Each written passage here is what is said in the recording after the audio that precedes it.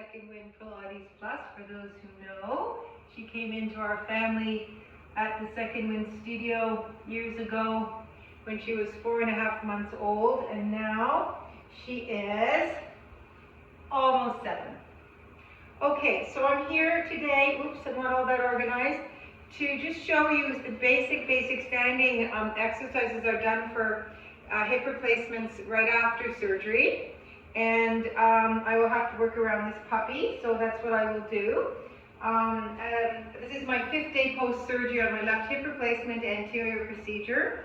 So ideally your hand should be on a wall or a beautiful painting, or head of it at top of a chair or frame of a wall. I'm just going to do it without anything, I think.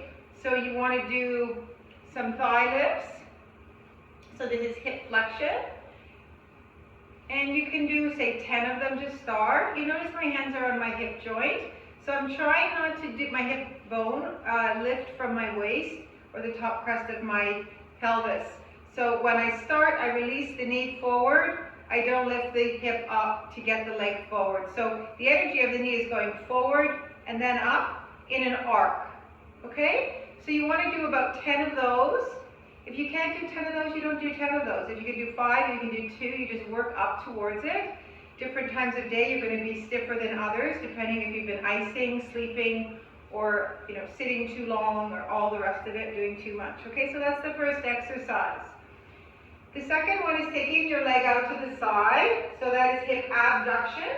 I find this one the most painful and least range of motion at this point in my healing. So there's Luna. She grew up in my Pilates studio, and generally people had to come off their yoga mats to let her have it, and then they would have to go get a second yoga mat so that she could hang out with down and up dogs in class. So she's familiar with being around people. So there we go. This is much better than it was, believe you me. And that's hip abduction. And the next one is just hip, it's really knee flexion. So it's definitely extension at the hip in the sense that your hamstring is contracting and your glute muscles are contracting and your knee is flexing. And this primarily stretches the quadricep. That's why you keep the thigh in parallel mode with the other leg. You're not trying to take the thigh behind you and then bend the knee. You're just staying vertical as best you can, holding on to what you need. Again, try not to hip hike, really standing on your standing leg, which for me right now is my right, and swinging the shin bone and foot away. It's almost like brushing the floor with your paw. And there will be a restriction at some point. Some people might get only to here, some may get to here, because the quadricep is very tight and swollen after surgery. And so this is called an eccentric stretch of your quadriceps and hip flexors. So there you have it, okay? And the next one is, this is what the medical physiotherapists give to the patients before they leave. You can put your hands on a wall, top edge of a chair. I am just going to do what I call Tai Chi squats. So you're releasing the sitting bones and they smile or widen. It's just a gentle squat. As you can tell, mine have gotten better over the last few days, so I'm going a little lower and it's easier. So the length of the thigh is the distance of the pelvis from the knee.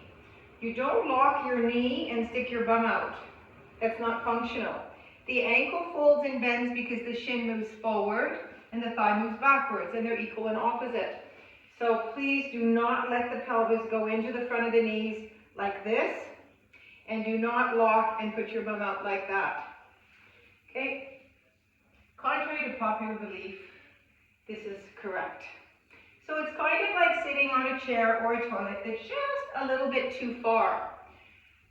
So you'll notice that I allow the folding of my torso at the hip joint. It's not a lower back exercise. You do not have to clench your thighs or buttocks. Release, sit, open the back of the pelvis, stretching of the hamstrings, and then activation.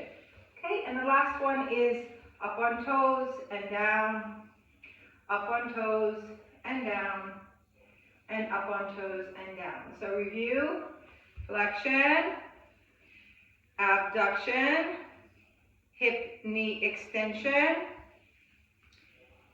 baby squats. I call these simply knee bends. They're short and tiny. If it's too much for you to go wide, just do little tiny ones. Again, you're not going forward with the pelvis. The pelvis is like an elevator that goes down and up, and the knees like the headlights on a car. And finding releves, working the strength of your ankles and calves. Okay, that's it. So thank you. Have a lovely day, and I will see you again. Namaste.